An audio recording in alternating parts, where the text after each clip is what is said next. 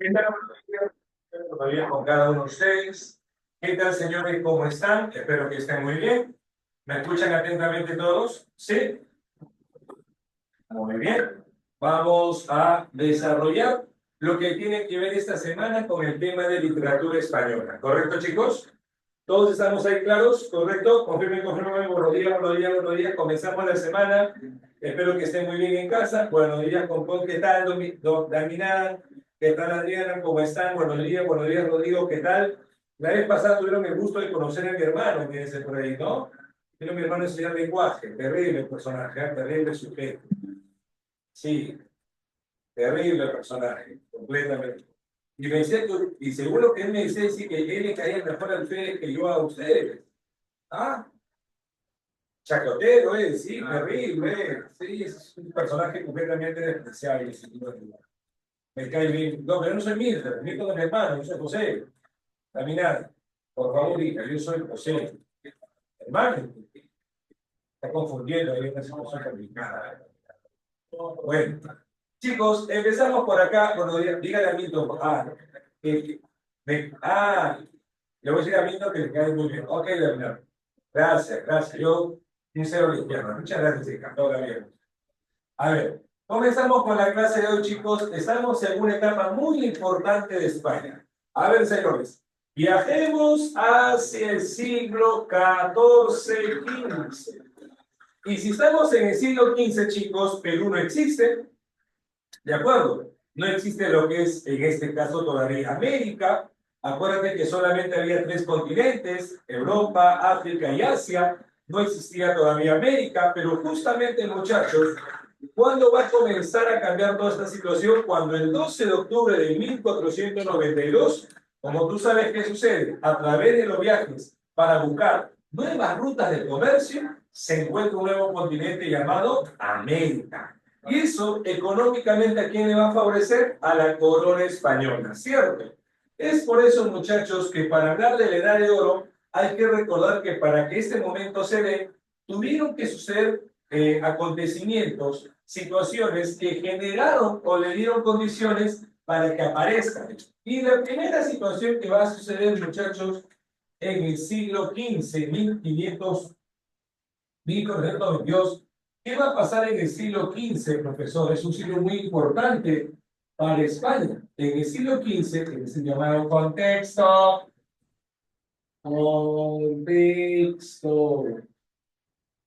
¿ok? Por ejemplo, un hecho muy importante, pequeños, es el tema de que la reina Isabel de Castilla, la reina Isabel de Castilla, se va a casar con el rey Fernando de Aragón. Imagínate. ¿Y este matrimonio es por amor, profesor? No, que va a ser por amor, es directamente ¿por qué? Exacto, el mío, exacto, no va a ser por amor, sino va a ser netamente porque por interés, ¿no? Entonces a la pobre Isabel de Castilla, al pobre Fernando Aragón o Isabel de Castilla, lo van a sentar en el sillón rojo y le dicen, no, Isabel de Castilla, ¿te casaste con Fernando Aragón por interés? La famosa pregunta 21. Entonces, muchachos, vamos a ver qué va a ser esa situación. ¿Por qué? Porque al unir los dos reinos, el reino de Castilla y el reino de Aragón, va a formarse lo que llamamos el reino de España. Entonces, acá vamos a ver, muchachos, como parte de contexto, el matrimonio de los famosísimos reyes católicos. Ahí está. Los reyes católicos. Muy bien, perfecto. Ahora, este matrimonio de los reyes católicos generó que por fin, muchachos, expulsaran a quienes, jovencitos, a quienes van a expulsar, a aquellos que han invadido la zona de España por muchos años. ¿Y quienes invadieron la zona de España? Como tú sabes, y la semana pasada te lo expliqué, exacto, David, a los musulmanes.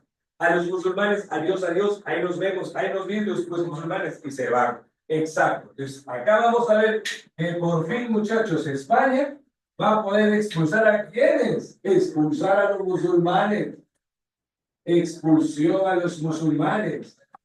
En una llamada guerra, la guerra de Granada, la batalla de Granada, los musulmanes, los árabes, van a ser expulsados de la zona española. Y muchachos, todo esto se llega a coronar con algo muy importante, jovencitos. ¿Cuál va a ser? El descubrimiento de América. Eso económicamente, ¿a quién va a favorecer? A España. ¿Por qué? Porque esto permite que se desarrolle el descubrimiento de América. Esto permite que se desarrolle el llamado capitalismo mercantil. Exacto. De cierta manera, sí, podríamos decir eso. Con eso ya se culmina la Guerra Santa. Ya con eso te finaliza, Aitor, para hacerlo más directo, el proceso llamado de reconquista española. Ya con eso se finaliza, porque ya se reconquistó España. Ya España va a ser para los españoles, ¿no? Y bueno, los vascos están por arriba, ¿no? Pero, y los árabes van a ser expulsados, pero lógicamente los árabes nos van a dejar palabras en el castellano, ¿no? Por muchos años han estado 800 años en España, y por eso que muchas palabras que tenemos nosotros provienen del árabe. Como que es palabras, profesor, a ti te gusta el curso álgebras. Álgebras es una palabra árabe. Álgebras, logaritmo, logaritmo es una palabra árabe. Logaritmo, álgebras, cero, aceite, alcachofas, almohada, alfiler, albahaca. Son palabras árabes. Ese árabe, mira pues, las palabras como ajedrez, carra, también son árabes.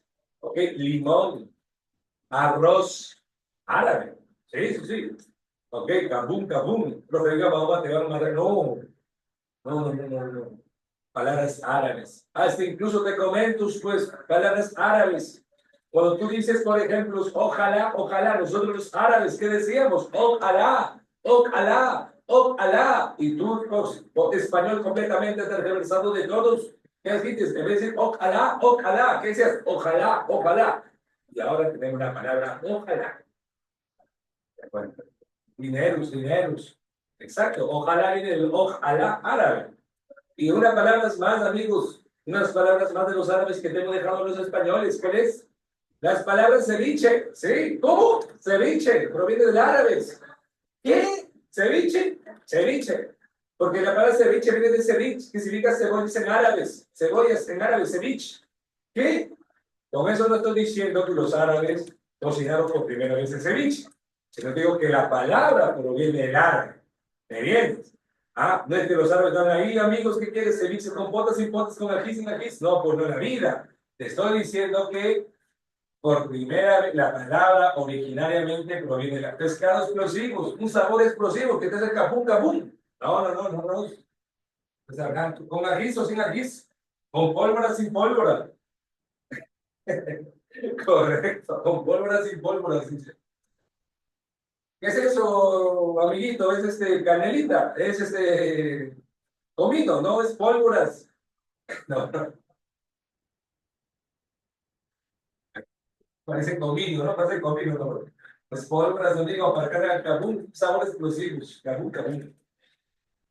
Me van a funar ustedes. Ustedes generan que me funen. Si de pronto la próxima semana no aparezco, ya saben, ya estaremos la majaela ahí, ahorcada. 20, terrible. Ahora, este muchacho, todo lo que hace el show, todo lo que hace el show. Esto que genera, jovencitos, que el Edad de Oro aparezca justamente en la etapa más importante de la literatura, solo por esto. La etapa, en este caso, más importante de la literatura y de la historia española. Por eso, jovencitos, la Edad de Oro se considera como la etapa de máximo esplendor, de máximo esplendor, ¿no? Etapa de máximo esplendor, ¿no? De máximo esplendor cultural, social y económico. ¿Correcto? Esta es la etapa de máximo esplendor social, cultural y económico en España. ¿Correcto? Ahora, profe, ¿la edad de oro es una corriente? No.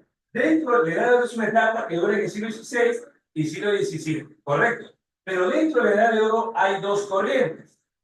¿De acuerdo, chicos? Una corriente llamada Renacimiento, que lo conocemos, lo sabemos porque lo hemos desarrollado anteriormente. Renacimiento. Y otra etapa conocida como el barroco. Siglo XVII, el barro. ¿Correcto? El barro. Bueno, ¿cuál nos interesa? ¿Cuál es lo que San Marcos nos pregunta? El barro. Netamente el barro. ¿Correcto?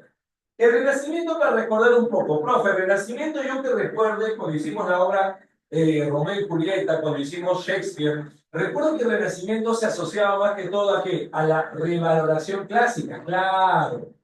Acá, acuérdate que se busca mucho la revaloración grecolatina, la revaloración clásica, lo más importante es el hombre. ¿Te acuerdas cómo se llama esa filosofía? Donde el hombre es la medida de todas las cosas, el hombre está en el medio del universo. ¿Cómo se llama esa filosofía?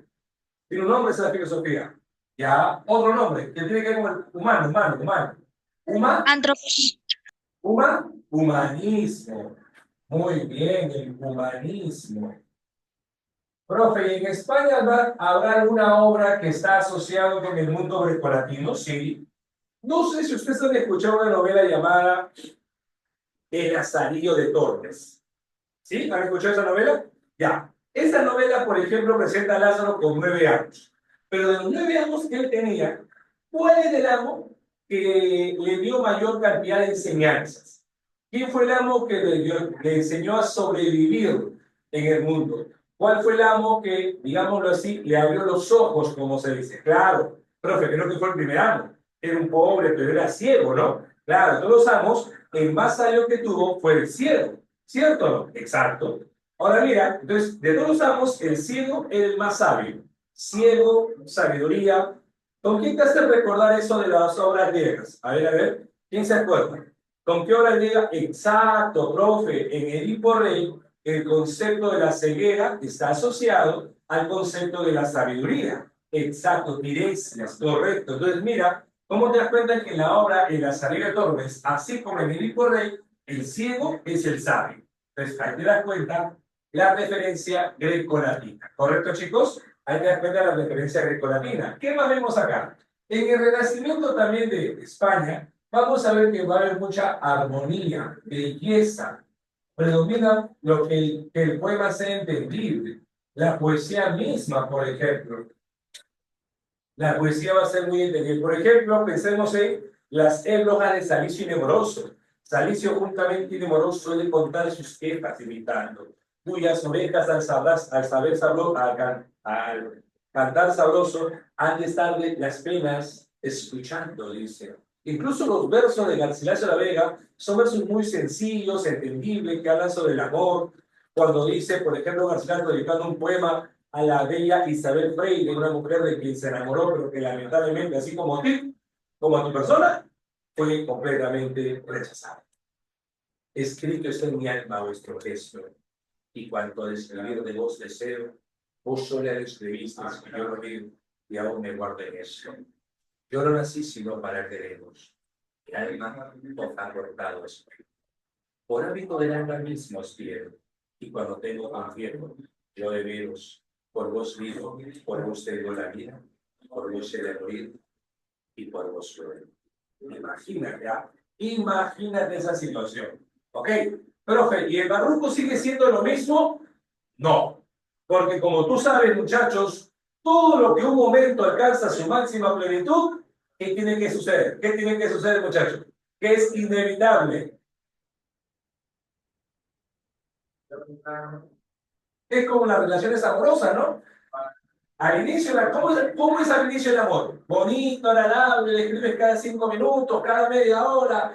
Feliz 5 horas de estar juntos. Imagínate, celebras un día de enamoramiento, le escribes en la mañana, en el anochecer. Quiero que sea tu voz la última que escuche antes de cerrar mis ojitos e irme a dormir. Que sea tu voz la primera que escuche cuando despierta este mundo. ¿Cierto? Ya ves, Dylan, y así. Al inicio, Angelina, escucha, al inicio. Pero poco a poco, así llega, no. ¿Qué otra vez llamándome? ¿O no tengo nada que hacer? ¿O deja dormir, oye, corta tú ya? Ya otro día te hablamos. La próxima semana nos encontramos. Y así poco a poco va a caer, ¿cierto? Profe, ¿y eso es normal? Es lo más normal del mundo. Porque todo sentimiento en algún momento también tiene su momento de caducidad. Más que de caducidad, como que va bajando los niveles. Profe, entonces me dejó de amar. No es que te dejó de amar, son parte de las emociones. Las emociones tienen sus picos, pero luego van a descender. ¿Cierto o no, amigo Tito? ¿No? Amigo, ¿sí? Las emociones tienen su pico y luego descienden, ¿no? Las emociones con los sentimientos. Los sentimientos tienen su pico y luego van bajando, ¿no? Las emociones. Claro. Los sentimientos son más largos, pero las emociones son más intensas. Por eso va. Claro, lo que tenemos en eso es una emoción del enamoramiento, pero eso va a bajar. Lo que se va a mantener es el sentimiento. Debería mantenerse. Es así. Claro. El punto es que tú sepas algo muy importante. En tu relación amorosa, que lo que predomine no sea la emoción, sino el sentimiento. La emoción no está así elevada. Va a bajar y luego va a elevarse. Sí. Pero el sentimiento tiene que mantenerse. Si no se mantuvo el sentimiento, no se mantiene nada. Gracias. Tómese la camisa. Pregúntale por Patti al profe. ¿Quién es Patti? Dios mío, ¿cómo cuentan acá las situaciones más? No, terrible. ¿Cómo delata, amigo Dila? ¿Qué pasa, Dila?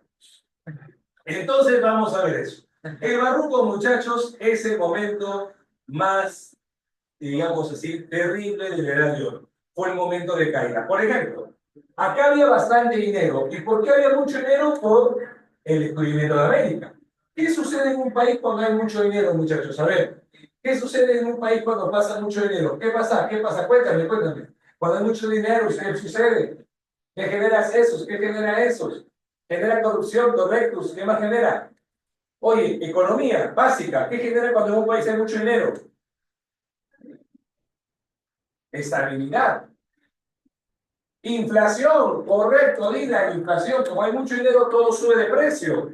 Exacto. Y eso va a generar que la clase baja o la clase media, lamentablemente, va a estar siendo perjudicada. Además, en este contexto, muchachos, la famosísima Armada Invencible termina siendo vencida por Inglaterra. Entonces, muchachos, el siglo XVII es la época de crisis.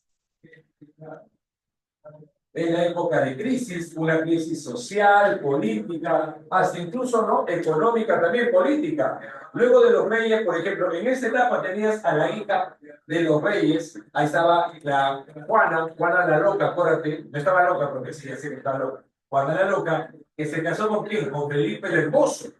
Pero Felipe era feo, por eso le decían hermoso. Los seudónimos muchas veces son una forma antagónica de expresarlo. Era feo ese Felipe. Felipe era hermoso. ¿Qué? Hermoso era más feo. Horrible. Apagaba la luz y el poco viene y aprendía. Imagínate. Hasta su mamá lo quería como amigo. Con eso te digo todo, imagínate. El ratón se comía su DNI y le dejaba la foto. Horrible. Imagínate. Su mamá no le dio el pecho, le dio la espalda. Hermoso. ¿Qué se mata? No me diga eso. No, imagínate. Horrible. Horrible. ¿Qué va a ser guapo eso? ¿Qué va a ser guapo? Ahí está, mira, Felipe el Hermoso. ¿Qué es eso? Horrible. Pero bueno, tuvieron a sus hijos, ¿no?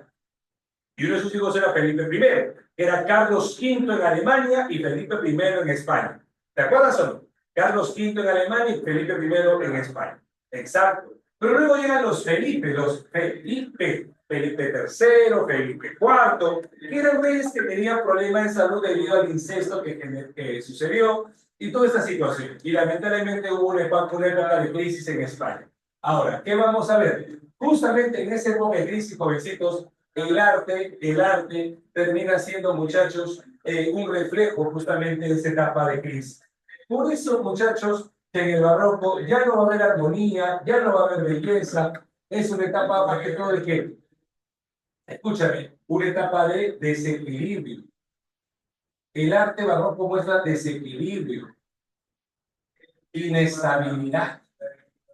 Todo es inestable, inestabilidad.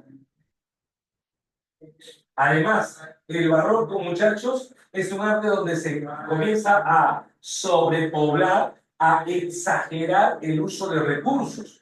Por ejemplo, van a comenzar a usar en exceso personajes, en exceso figuras literarias. Este es un arte recargado de adornos, ¿correcto?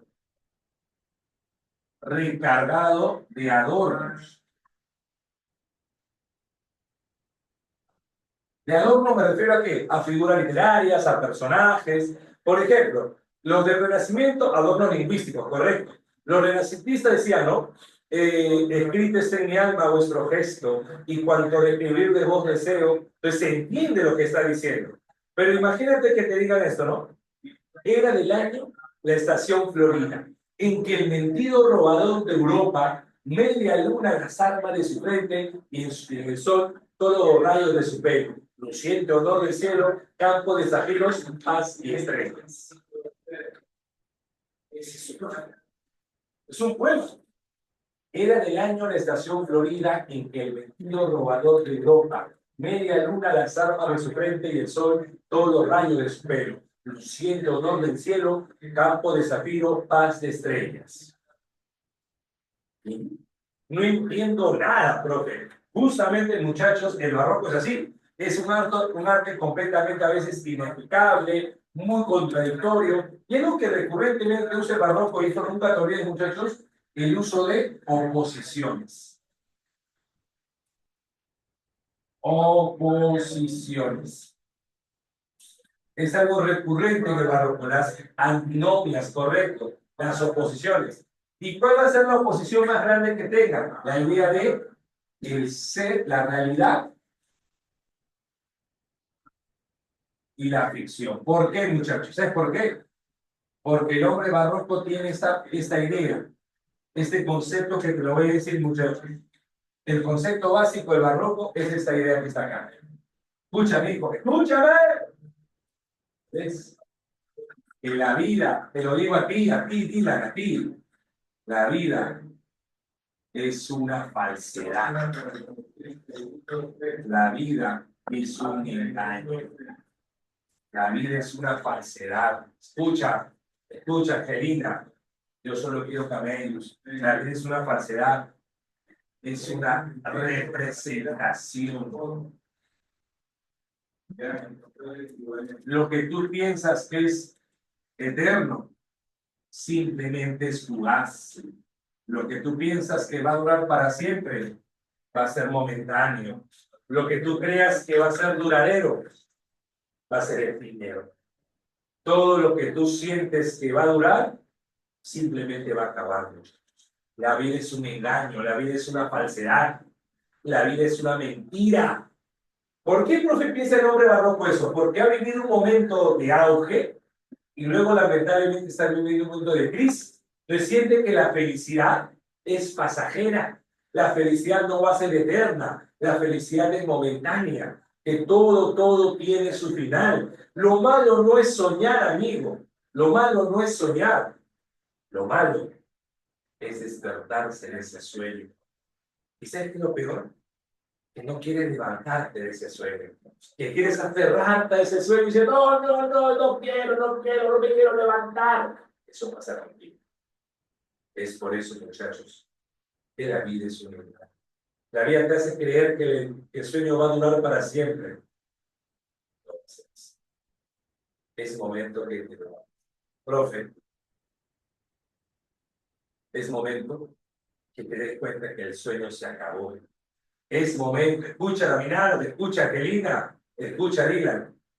¿Sabes cuál es tu problema, hijo? ¿Sabes cuál es tu problema, hijita? Que no te das cuenta, que no quieres darte cuenta. Ese es tu problema. Ese es tu problema. Literal, literal. Todos en silencio, todos callados. Estás viendo y no ves, bebé. Es en este momento donde toda Latinoamérica le dice, bebé. Claro, te das cuenta, ¿viste? Está bien y no ve, bebé. Bebé. No, terrible muerte. No, insisto, muerte. Bueno, vamos a ver por acá. Jovencitos, sigo vivo. No, ¿quién? ¿Quién es? Tristeza, de verdad. Vamos a ver por acá. Y hoy nos toca abordar, muchachos, el tema de la novela barroca.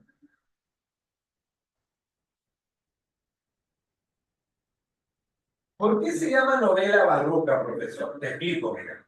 Antes de esta novela, existían en la etapa del Renacimiento diversos tipos de novela. Novela pastoril, novela de caballería, novela de aventuras, ¿ok? ¿De acuerdo? Novela picaresca, por ejemplo. No, escúchame, pues. ¿Por qué se llama novela barroca? Porque justamente estas novelas, lo que sucede o lo que pasa es que como si antes había novelas de diversas formas, de diversos tipos, cada novela separada, ¿qué sucede en este caso?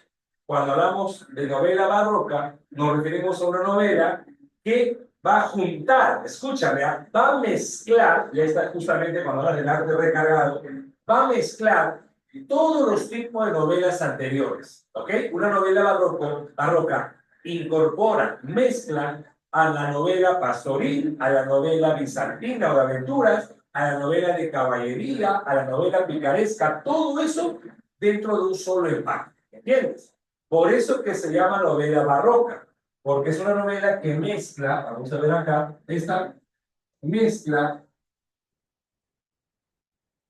los diversos tipos de novela, los diversos tipos de novela que había anteriormente. ¿Qué tipo de novela había? Prosódica. Había novela pastoril, novela de caballería, etc. Por eso acá hay un exceso de personajes. ¿Sabes cuántos personajes tiene el Quijote de la Mancha? Tiene más de 100 personajes. Hay un exceso de personajes. ¿Ok? Y esto tiene que ver con el arte de recargar. Y también está el uso de contradicciones, uso de oposiciones. ¿Y quién es el autor que nos va a interesar acá, muchachos? Claro, un combinado así terrible. Y acá tenemos aquí al autor Miguel de Cervantes.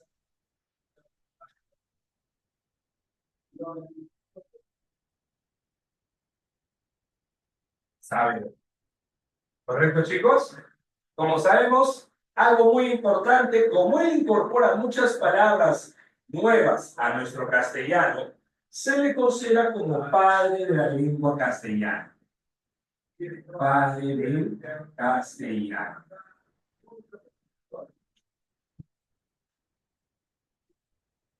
¿Correcto? Él, en este caso, destacó en la narrativa, porque él hizo poesía, también hizo teatro, pero destacó en la narrativa.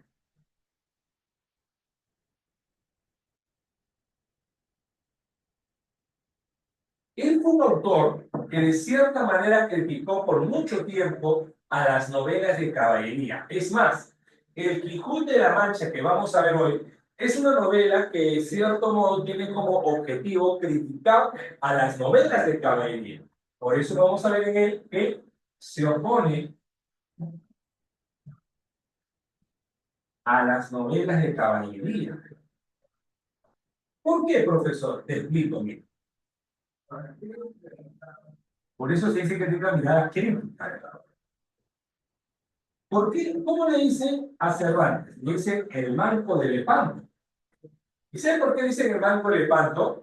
Porque de cierta manera esta persona cuando era joven, fue a luchar a una guerra, en la batalla de Lepanto, donde al final pierde la moneda del brazo izquierdo.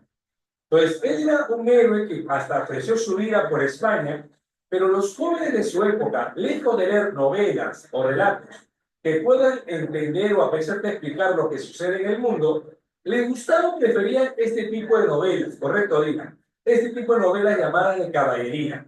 Eran novelas que hablaban de caballeros andantes con historias demasiado sobredimensionadas, exageradas o fantasiosas, y como dicen, alteraban la percepción de la realidad porque le hacían creer al lector que esa realidad existía. Caballeros andantes que provenían de castillos y que se enamoraban de bellas y hermosas damas que lamentablemente estaban capturadas por algún dragón, por algún mago o hechicero, o gigante o gnomo. Entonces, ¿qué sucedía? El caballero tenía que ofrecer su vida para rescatar a esta bella y hermosa dama. Y siempre, casi siempre, lograba la victoria. Entonces, esas eran las historias de caballería. Una historia de amor, fantasía, misterio, todas esas cuestiones. ¿Ok? Pero ¿sabes qué pasaba? A la gente le encantaba eso. A los Shrek Prophet, a la gente le encantaba eso. ¿De acuerdo? Oh noble caballero, tenéis que rescatarme de esta torre lejana que buscó de custodio el dragón. Ese Shrek Prophet, algo parece. ¿De acuerdo? Entonces el caballero iba, luchaba contra hechiceros, contra gigantes, contra diversas cosas. ¿Para qué? Para poder rescatar a la bella y hermosa dama. Lógicamente el caballero provenía de una casa noble, no era un chico de clase baja, era una persona de clase noble, la dama también era una princesa. Vamos a ver, jovencitos, que en eso, ahora, ¿saben cuál es el problema? El problema es algo muy importante. Profe, una pregunta. ¿Los caballeros andantes existieron en la vida real? Es una buena pregunta, ¿verdad? Y la respuesta tiene solamente una sola. No. ¿Qué? No, no existieron en la vida real. Los caballeros andantes no existían en la vida real. ¿Entiendes? Todo era fantasía. Y como la gente comenzó a leer en demasía eso, la gente comenzó a imaginar que eso existía en la realidad. Y la gente comenzó a perder un poco la noción de la realidad porque se habían metido completamente en las aventuras de esos caballeros.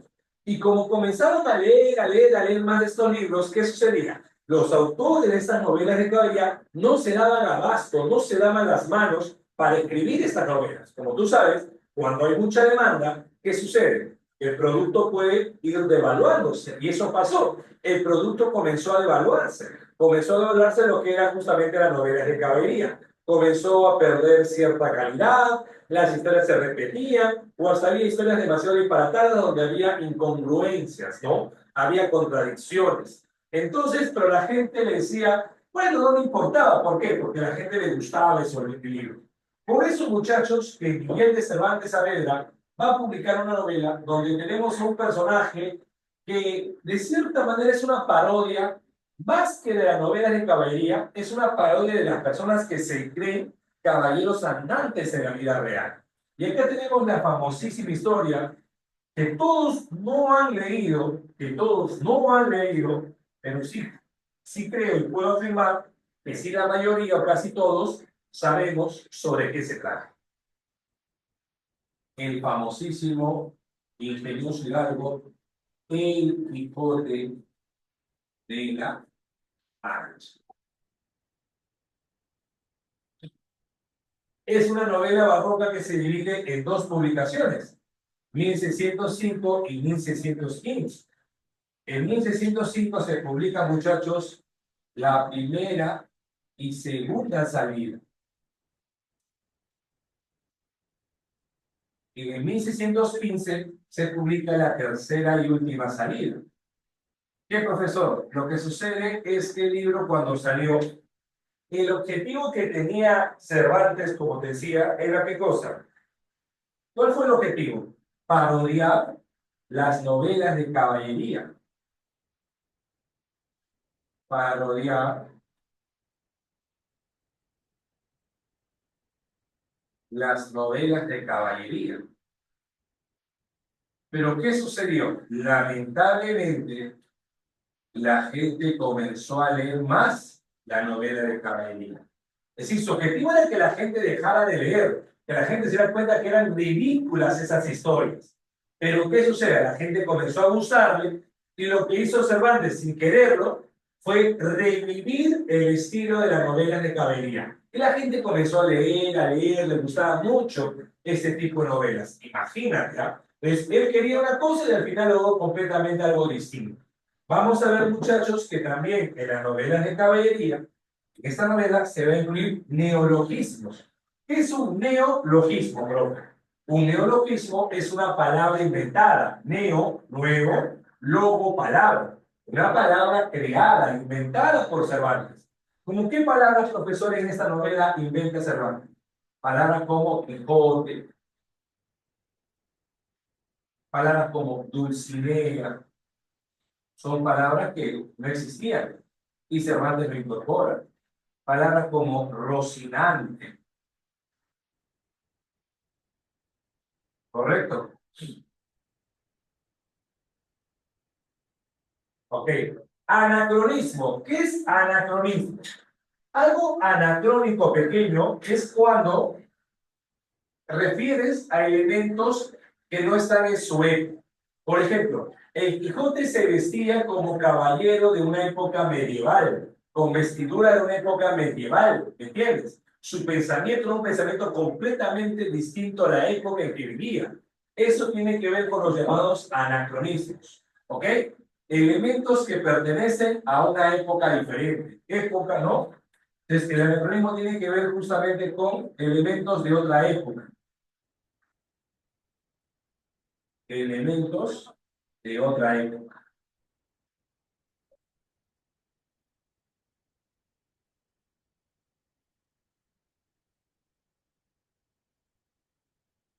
Como por ejemplo cuando hablamos de qué, de la vestimenta, escúchame, acá les podría agregar, ¿no? Como la vestimenta del Quijote, como su forma de hablar del Quijote, como el llamado el pensamiento del Quijote también, correcto, eso vamos a ver justamente acá, ¿ok? Eso tenemos que ver acá también, ya. ¿Qué vamos a ver acá también, muchachos? La presencia de antinomias. ¿Qué son las antinomias? Las oposiciones. Como toda novela barroca, va a contener oposiciones. Y la oposición más importante que se va a ver acá, por ejemplo, una de esas oposiciones es el ser y el parecer. Lo que era y lo que parecía. Por ejemplo, en la novela tenemos unos molinos de viento, los molinos, que parecían para el Quijote gigantes. ¿Entiendes? Eso es el ser y el parecer. Dos elementos que son completamente distintos. O también vamos a ver que otra antinomia que aparece es el tema de los personajes.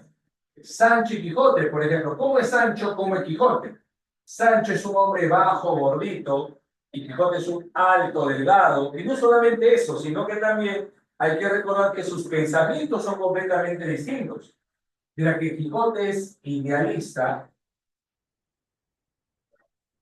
Sancho es pragmático, realista,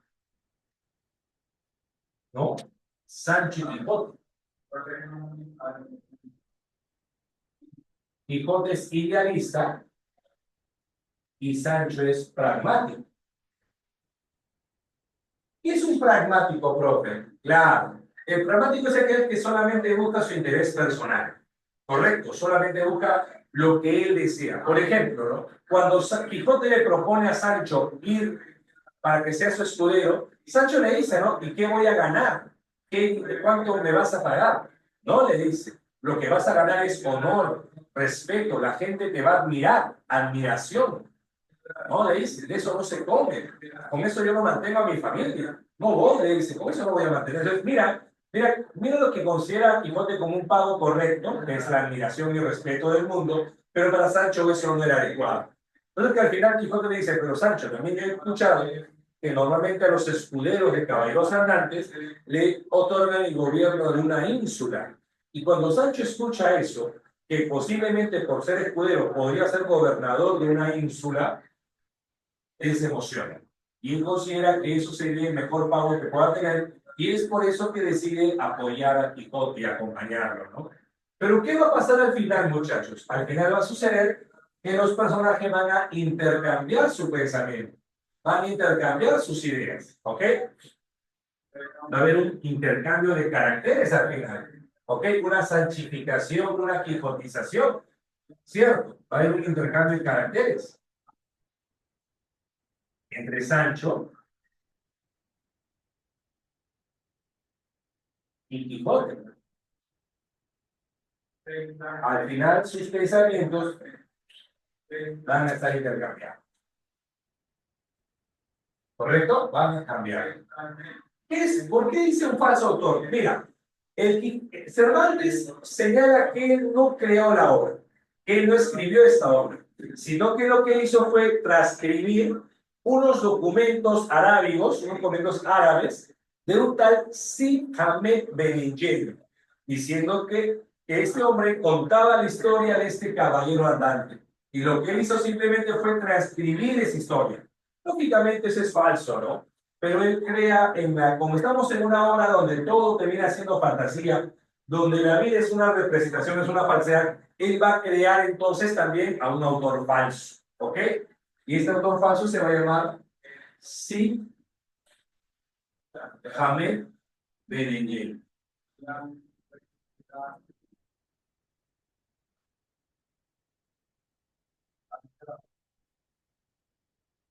Vamos a ver que también, mira, a pesar de ser esta una novela, se va a incluir una pequeña novela dentro de eso, ¿sí? Por ejemplo, a pesar de ser una novela, vamos a ver que se va a incluir una pequeña historia dentro de esto. Por ejemplo, cuando Quijote y Sancho están dentro de lo que es una venta, un tipo de posada, Quijote le dice, oye, el ventero, el dueño de la venta, le dice a Quijote que hace unos años llegó un hombre que como no tenía con qué pagar, le dijo, ¿sabes qué? Yo te voy a pagar con literatura. Imagínate, ¿ah? Te voy a pagar con literatura. Te voy a dejar una novela que escribí y que posiblemente sea famosa y te la voy a dejar acá, con una forma de pago. Entonces, cada vez que alguien llegaba, el ventero le contaba esa historia y se ponían a leer juntos esta novela. ¿Cómo se llamaba esta novela que había escrito ese hombre? Se llamaba El curioso impertinente. ¿Y sobre qué se habla esta historia? El curioso impertinente. Es bien graciosa, ¿por qué? Porque habla de un jovencito que se enamora, se casa y le pide a su mejor amigo que trate de enamorar a su esposa. ¿Por qué? Porque este hombre tenía la curiosidad de saber si su esposa le iba a ser fiel siempre. Entonces le decía a su mejor amigo, quiero que tú enamores a mi esposa para ver si esta mujer va a ser leal por toda la vida, ¿no? Si te rechazo, acepto. Y como el hombre, como su amigo no quería, le decía, por favor, le dice, ¿no? Ayúdame. Al final acepta el mejor amigo y dice que el hombre lo deja solo constantemente varios días a su esposa con su amigo. Y así, varios días estando solos, poco a poco su amigo comenzó a fijarse en la esposa de su amigo y la esposa del amigo también comenzó a fijarse en el chico. Entonces así comenzaron a fijarse uno al otro y al final se enamoraron y huyeron. Y al pobre esposo lo dejaron solo. ¿Por qué? Por ser un curioso impertinente. Muy bien, imagínate esa novela. Ahora, profe, ¿esta novela tiene elementos fantásticos? No. ¿Cómo que no, profe?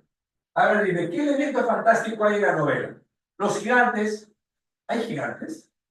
No hay gigantes, profe. No, profe, pero acuérdate que todo lo que se cuenta, los gigantes o elementos fantásticos, ¿dónde están? En la cabeza del personaje. No están en la historia. Los molinos nunca dejaron de ser molinos, siempre fueron molinos. Solamente que el personaje los miraba como si fueran gigantes. Entonces, no hay elementos fantasiosos acá. Claro, todo fue parte de la imaginación del personaje. Y algo muy importante que Sarmato pregunta siempre es el famoso estilo cervantino. ¿A qué llamamos el estilo cervantino, profesor? A que dentro de la novela vamos a ver la inclusión de niveles de lenguaje. ¿Ok? Exacto, de los niveles de lenguaje. Acá tiene que ver con los niveles de lenguaje.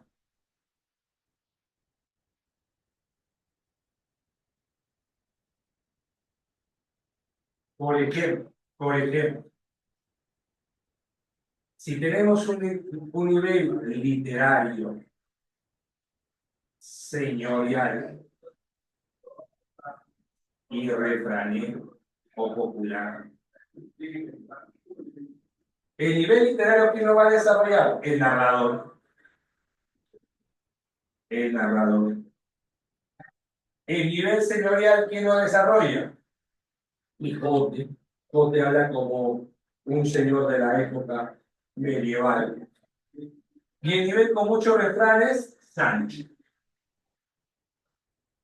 Sancho. ¿Correcto? Sancho utiliza muchos refranes al momento de expresarse. El tema principal de la historia, como saben muchos de ustedes, ¿cuál es? Es la dualidad humana. ¿Cómo es esto de la dualidad humana? Que dentro de nosotros, muchachos, dentro de nosotros convive justamente estas dos tendencias, la tendencia pragmática y la tendencia idealista, ¿no? Más que todo la dualidad humana se refiere a que el ser humano contiene de Sancho y contiene Quijote. Sancho y Quijote, a pesar de parecer contradictorios, se complementan. Va a haber una lucha interna en nosotros, claro. Tú cuando quieres elegir una carrera, por ejemplo, luchan entre ti lo idealista y lo pragmático. Porque eliges una carrera porque te gusta, porque sueñas con esa carrera, idealista, pero también una carrera que económicamente te sea estable. ¿Me entiendes o no? Claro, también buscas una carrera que te genere cierta estabilidad económica. Entonces, ves que dentro de ti están luchando estos dos elementos, lo pragmático y lo idealista, ¿no? ¿Ok? Y esa justamente esa es la dualidad humana, ¿no? La lucha entre el idealismo y el pragmatismo.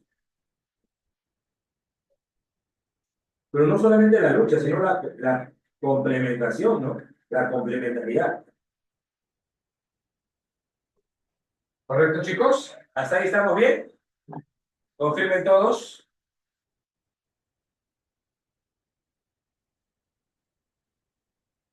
¿Todo bien hasta acá? Ya. Tómenle captura, por favor, tómenle captura, tómenle captura. ¿Me confirman? ¿Varía o no varía?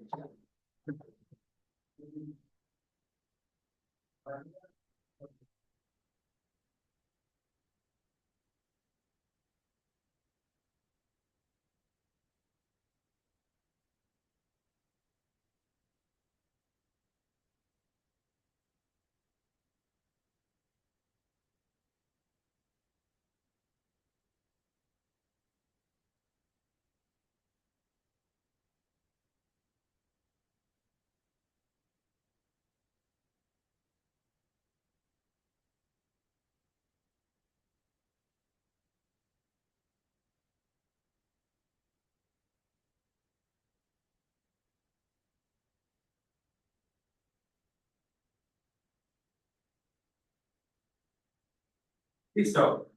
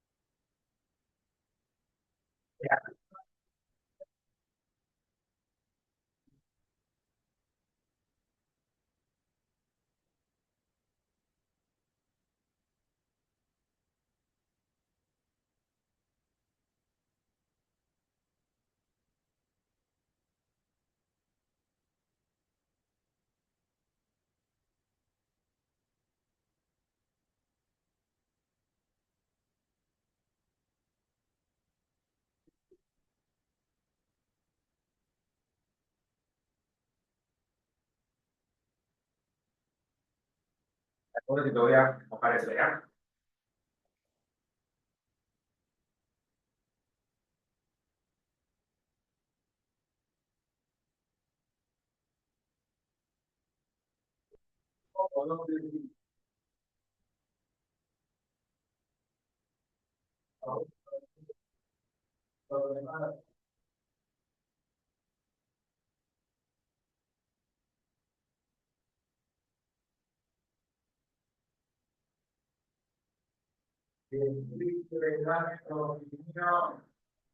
No tengas temor si te equivocas. ¿Cuál es el problema?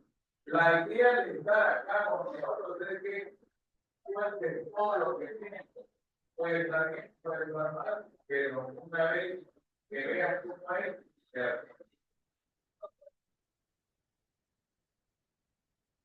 acá hay un teorema. La raíz cuadrada de A cuadrado, cuadrado por raíz de A, que sea, valora el producto de A para todo A que es de 2 reales.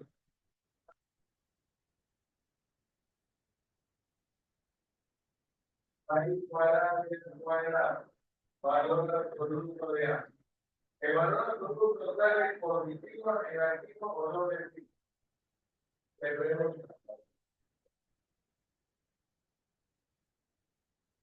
del producto sale positivo. Entonces, cuando tenga la raíz, la respuesta solo es positiva. Pero claro que se sostiene. Nunca la raíz cuadrada es doble pi. Claro, que estoy echando las manos. Pero claro eso, dice, háblame.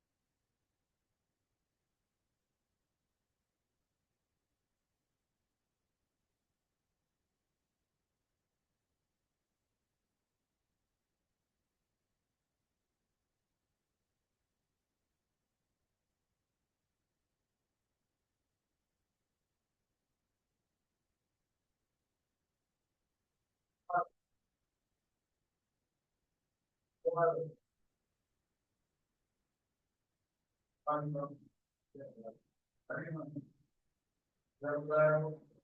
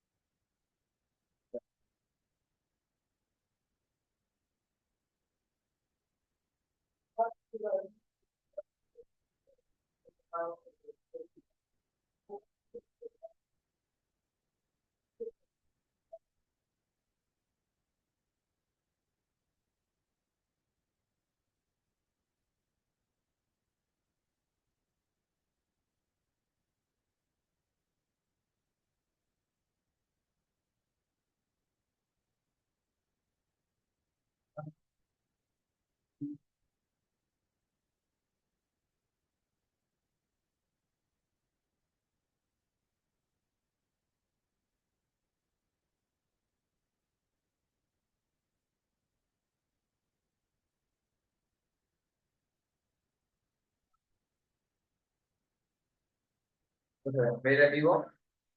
¿Va a ir al vivo? ¿Al vivo control? Es en arena, en campo de arena. ¿Cuándo es? Es el de marzo, si no me equivoco. ¿Te acuerdas de Raya? Pero, sí, pues el que me anime. Si dan el bono, chévere. Pero va a estar Marilyn Manson, Anthrax. Este es un algo Sí, creo. de. ¿Cómo se llama? ¿Cómo se llama este bono que se llama?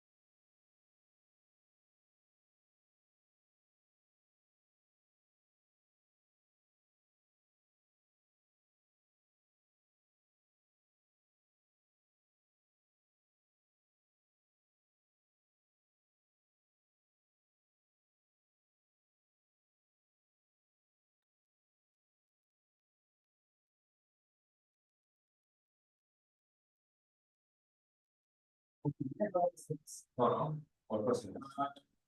No sé cómo será de ustedes, pero puedo saber. El año pasado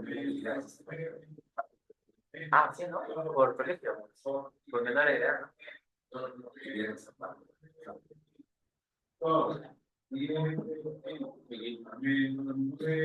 chicos, vamos a ver ahora. Tenemos este momento, jovencitos, de una novela tan importante como El Quijote de la Mancha.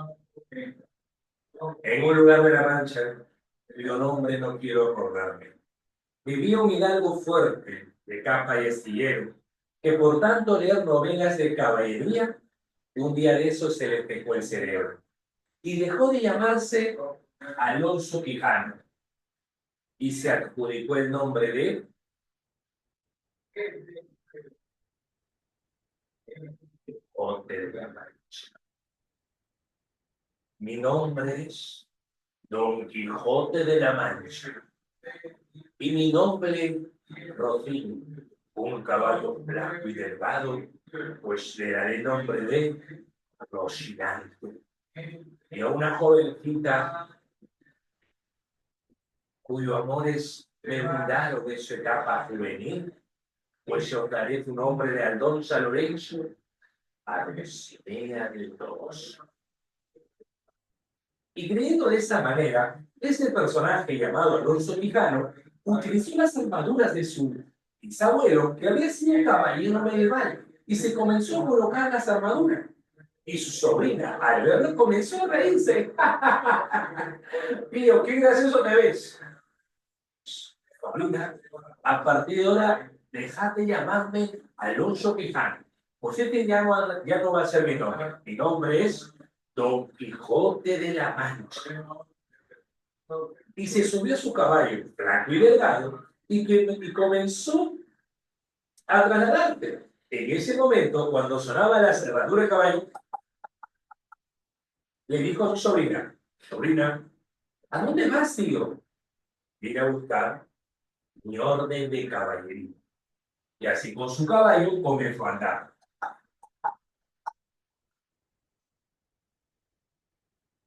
Bien había leído Don Quijote de la Mancha que en sus diversos libros la orden de caballería se le entregaba en palacios. Lo malo es que no había palacios en esa época.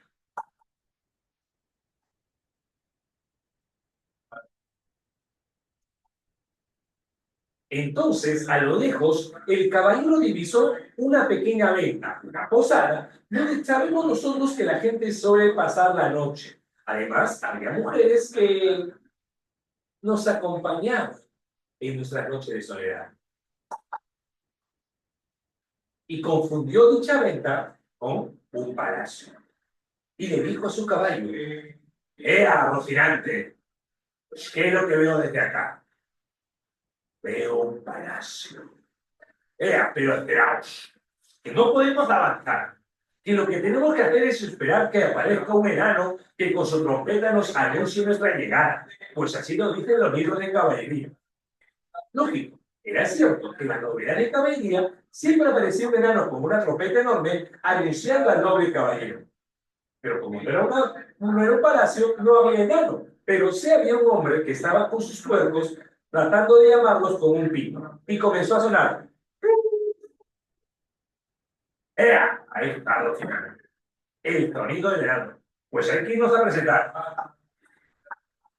Y de pronto la gente que estaba en la venta, tomando, riéndose, de pronto apareció un hombre, golpeó la puerta y se presentó. Pues, venme aquí, Don Quijote de la Mancha. Y a las mujeres que trabajaban ahí, eran mujeres de una dulce compañía, las miró y les dijo: no mire, doncellas, mujeres virginales estáis en este lugar. Y a los hombres de mal vivir, nobles caballeros, príncipes seguramente de algún condado lejano de este lugar. Y al dueño de la venta, rey de este palacio, darme el honor de entregarme la orden de caballería. Y le pidió que le diese la orden de caballería. Y como este hombre también era muy asiduo de la lectura de novela de caballería, le entregó la orden de caballería. Pues os te nombro, caballero Don Quijote de la Mancha. Y con ese título, Don Quijote salió de esas aventuras. Luego se cruzó con un joven pastor llamado Andrés, que estaba siendo castigado por su amo, porque su amo no le quería pagar. Entonces Don Quijote se acercó al amo y le dijo: maldito bribón, pues te digo lo siguiente, tendrás que pagarle y dejarlo dueño a este jovencito y pagarle el doble de lo que te está pidiendo. ¿Entendido? Jurarte por mi orden de caballería que os lo acepto. Pues te lo juro. Ok, ¿qué hacía entonces? Y se va. Y el joven pastor le decía: pero Don Quijote, ¿por qué se va? Por favor, primero que me suelte. Dejaos, joven Andrés, que ella me prometió por mi orden de caballería que te va a soltar. Yo os creo en su palabra. Como sospechas, lógicamente, el hombre no lo usó. Más bien, quiere recibir doble pago. Entonces, doble latigazo recibirás. Y lo castigó doblemente. Luego se encaminó y se cruzó con los comerciantes. ¿De dónde viene? Pues venimos del Toboso. A la tierra de mi amada Dulcinea del Toboso. Pues sí, al Toboso nuevamente. ¿Qué? Pero señor, ¿qué está hablando? Y os digo que vayan al Toboso y anunciar que Dulcinea del Toboso es la mujer más hermosa del mundo. Pero caballero, está loco. Pero tiene alguna imagen de ella para saber si era. Dudáis, caballero de la hermosura de mi amada Dulcinea. Maldito bribones. ¿Qué nos ha dicho? Nos está insultando. ¿Qué? Y comenzaron a luchar. Entre estos 5 mercaderes golpearon a Quijote y lo dejaron convalecido sobre su caballo. Y su caballo, como tenía hambre, retornó a su casa. Cuando la sobrina se enteró que el pobre su tío estaba mal, decidió llamar al cura y el barbero y decidieron quemar a los causantes de este daño, a los cuales nos referimos a las novelas de caballero. Por eso que acá, entre la primera y segunda salida, se va a quemar las novelas de caballero. Las pobres. Cuando Don Quijote se levanta, y pregunta a su sobrina, ¿dónde están mis novelas de caballería? La sobrina, que no sabía qué hacer, digo, lo que pasa es que, no,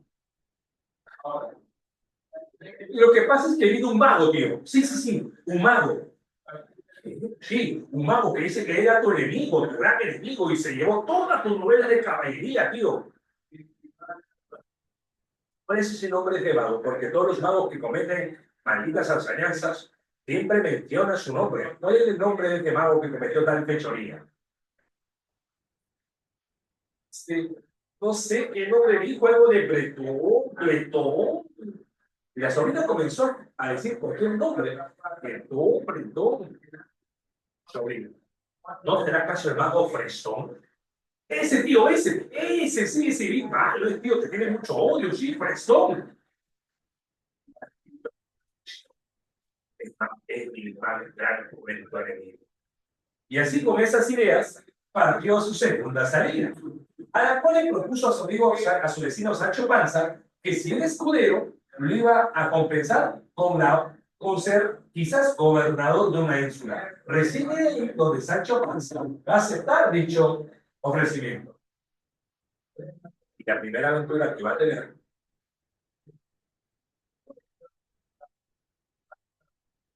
Sancho, mira que lo que veo desde acá. ¿Qué ve Don Quijote? ¿No ves acaso esos gigantes que están moviendo sus brazos? Don Quijote, yo solamente veo molinos de viento. El miedo no te hace ver la verdad, pero tranquilo que no es función de poder luchar contra esta mala simiente que nos ha dejado Satanás sobre la tierra. Que es la lucha del caballero andante, que vea por el nombre de Dulcinea. ¡Ea! ¡Dulcinea!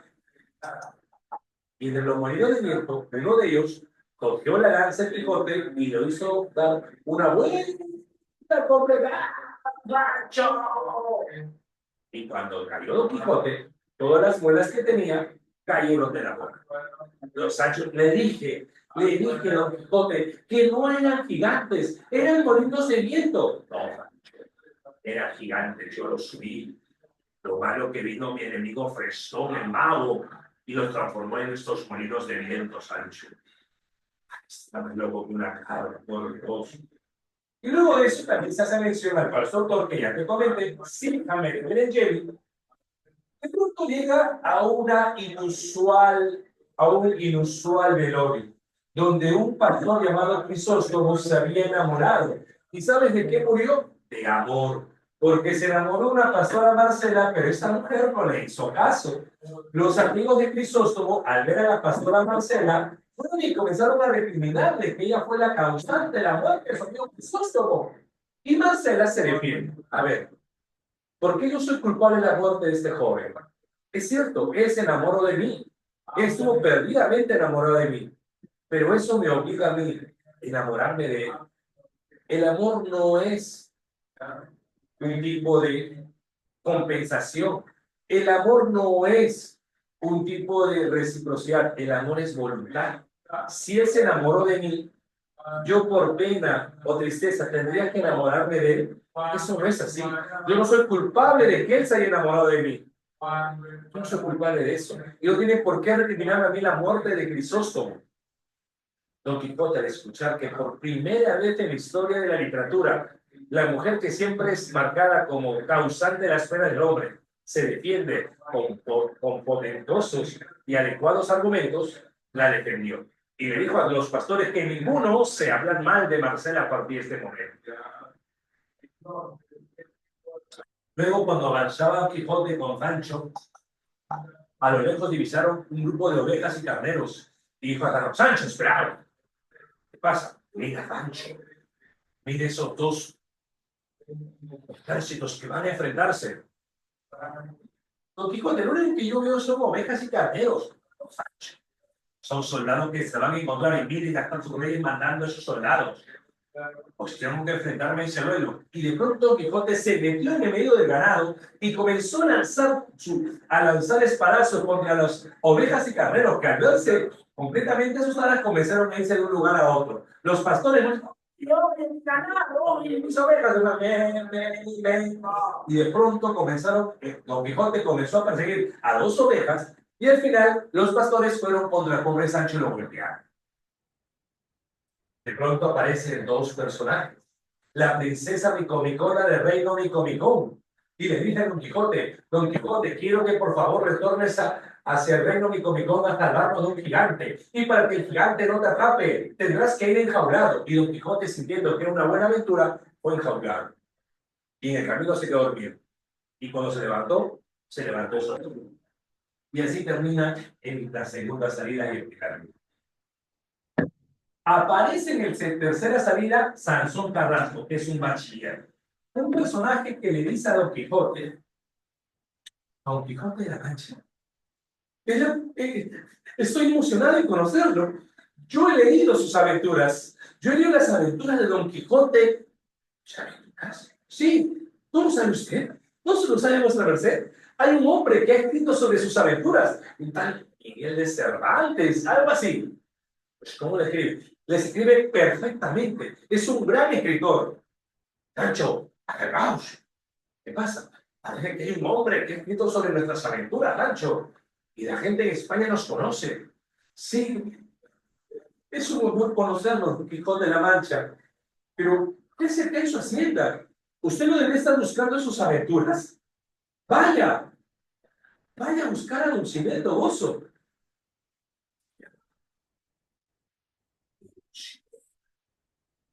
De esa manera, Don Quijote y Sancho van a retornar a sus aventuras.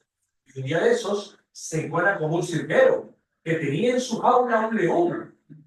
Oye, cirquero, abrí la jaula de este león, que quiero enfrentarme contra él. Señor, ese león no ha comido, está hambriento y mal humor. Si abro la jaula lo va a atacar. Levantado la jaula. Usted que es su escudero. Ay, caso, ya está loco. Diga lo que diga, no me va a hacer caso. Pero, señor, ¿usted cómo? Y al final va a abrir la jaula del león.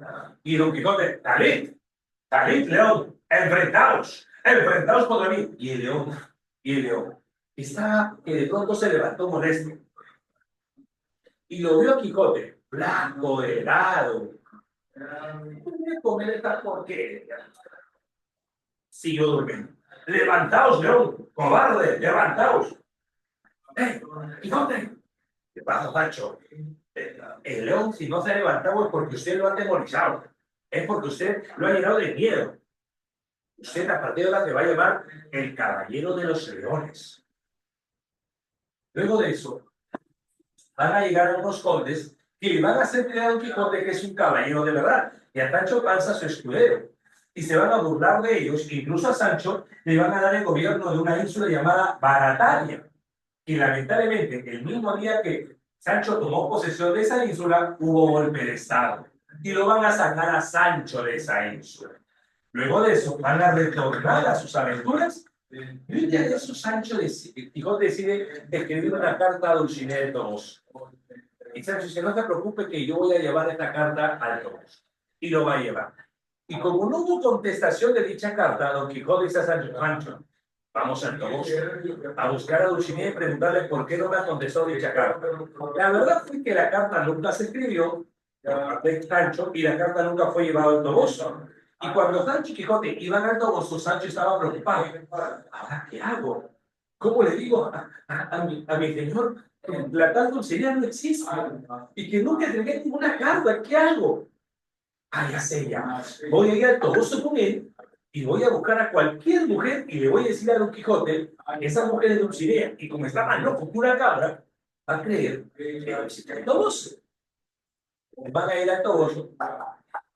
De pronto aparecen tres mujeres, tres labradoras de mal aspecto, y de pronto Sancho le dice, Don Quijote, mire, Don Quijote. Sancho, ¿quién está frente a nosotros? Eso, Sancho. No las ve. Es Dulcinea del Toboso y dos bellas mujeres a su lado. Sancho está loco. Ella no es Dulcinea del Toboso. No, no. Don Quijote, míralas bien. ¿No ves su belleza, su hermosura junto a sus dos bellas damas? Sancho, estas mujeres son halagadoras. Y encima tienen olor a cebolla y pescado, Sancho. Son mujeres feas, en verdad. Chica, ¿qué pasa? ¿Qué pasa? Para bien, chino, ¿qué pasa? Pero, Sancho, ¿qué estás loco, Sancho? Don Quijote, por favor, míralas bien. Es Dulcinea el Toboso. Su belleza vislumbra por todo este bosque. Sancho, ¿qué estás hablando? Sancho, ya sé lo que pasa, Sancho. Ya sé lo que pasa. El mago Fresón ha encantado a Dulcinea el Toboso para que todo ser humano pudiese ver su belleza y hermosura. Y yo, su más amable y noble caballero, puede verla solamente como una mujer horrible, grotesca, desagradable y maloliente. ¿Qué pasa, padre? No se va. Oh, Dulcinea el Toboso, os lucharé para buscar su sanación y pueda desencantarla de este hechizo que la dejó el mago Fresón. Tú, que eres una mujer bella y hermosa, te he encantado en esta mujer fea, grotesca y maloliente. Mismo marido, pero sin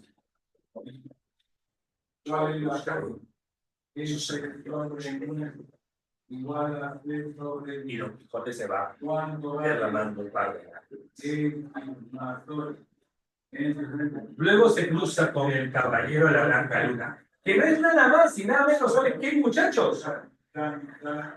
Y el bachiller Sansón Carrasco, que su plan era vestirse como caballero y retar un duelo al Quijote para que así Don Quijote retorne a su tierra, a su casa. Y dice, oye, caballero, os reto a un duelo, que aquel que pierda tendrá que negar la hermosura de su amada. Os levantad tu espada. Dulcinea es la mujer más hermosa del mundo y nadie puede negar eso. Entonces lucha contra mí. ¡Pelea, caballero! ¡Pelea! ¡Pelea!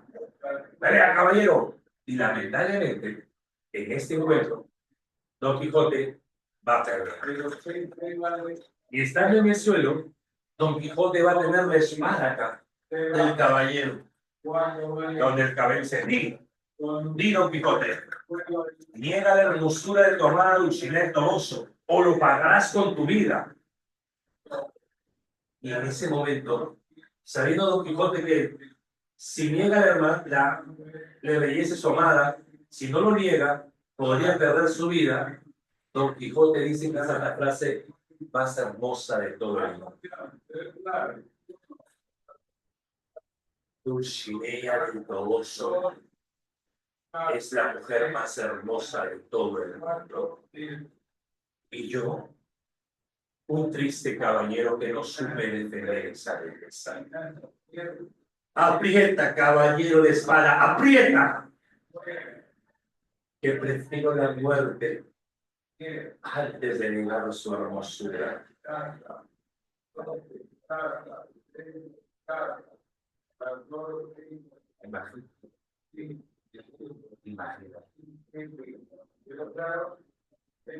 Es un hombre que es capaz de dar su vida con tal de no negar la hermosura de su amada. Claro, tú dirías, profe, que voy a quemar, profe. Tú dirías, ya, pe, fea, pe, y te vas, ¿no? Pero no, él no es capaz de hacer eso. Porque es capaz de luchar por valores como la belleza, el honor y la valentía. Quizás tú digas, profe, está loco. Sí, pero qué hermosa locura. Luchar por lo correcto, luchar por lo bueno. Ofrecer su vida por un valor tan importante como el honor de su dama. Capaz de ofrecer su vida con tal de que su dama no sea deshonrada. Tú dirás, está loco, pero qué hermosa vida. ¿Quién sería capaz de entregar su vida por el amor, por el honor de su bella dama?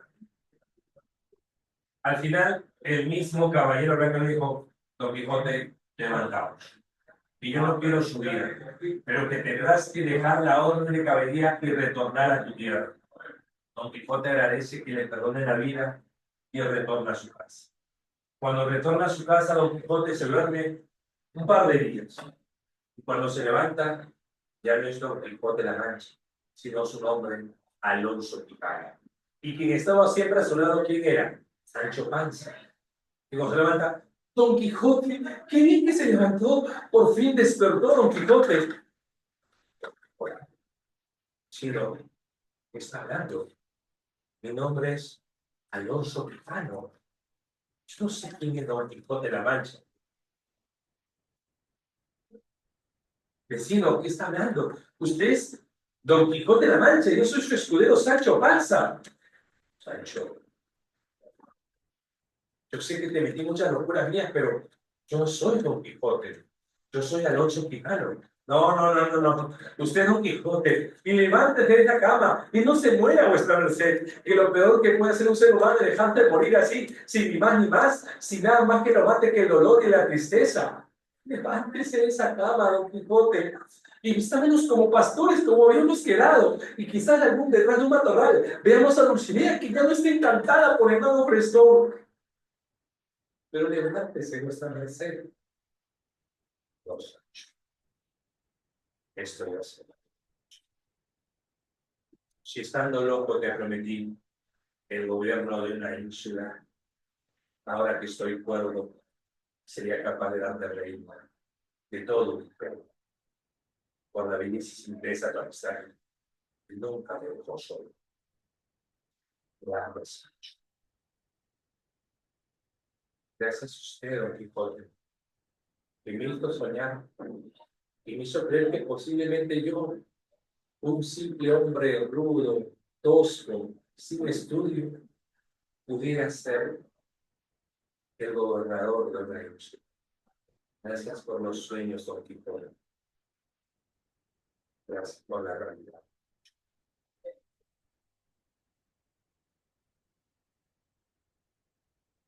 Unos días después, murió Don Quijote.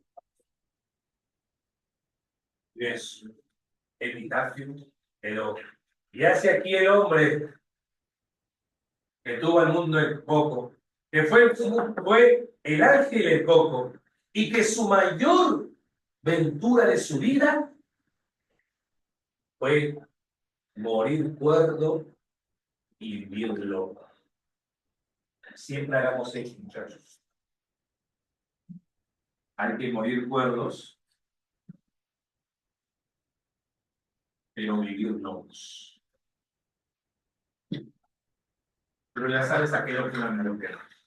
A la locura de luchar por lo correcto, de luchar por lo adecuado, a ser capaces de prestar nuestra vida por el bien de los demás. Morir cuerdo y vivir locos. Muy bien, chicos. Gracias.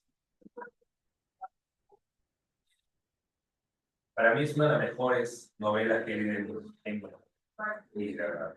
Es una grandiosa novela. Es una novelaza. Novelaza. Novelaza. Chicos, las claves, le voy a decir a mi hermano el lenguaje que se las brinde, ¿ok? ¿De acuerdo, chicos? ¿Ok? Las claves del lenguaje se las brindo, ¿ok, chicos? ¿Quedamos en eso? El lenguaje le brindo las claves, ¿ya? El lenguaje le brindo las claves de literatura, digo. ¿El miércoles que vengo? Ya. ¿Ya? Allá. Mi hermano le va a brindar las claves. Allá. ¿Ya? Ya, chicos, estamos quedando con los chicos por el tiempo. ¿Ya? Ya, chicos, tengan presentes esos chicos para que resuelvan y el miércoles le voy a decir a mi hermano que se entregue las claves. ¿Qué? Gracias, gracias. Le hace recordar a mi hermano. Ok, Camila, gracias, gracias. Gracias. ¿Te he puesto con el modo del tema? ¿Qué? Con el modo organizado.